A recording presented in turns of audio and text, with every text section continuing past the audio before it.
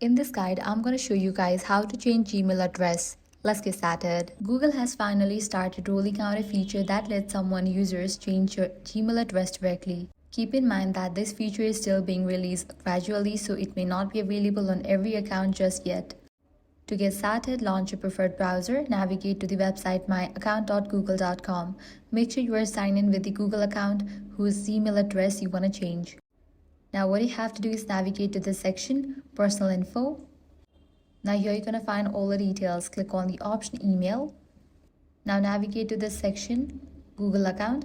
If you notice that it's clickable or there is a small arrow next to it, that's a good sign. It means your account supports changing your Gmail address.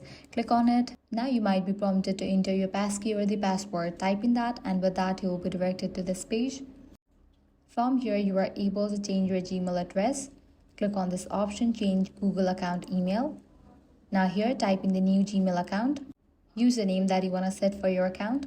After you type in that, click on change email, and with that your Gmail account email address will be updated. So that's it. If this guide helped you out, do not forget to like, share and subscribe.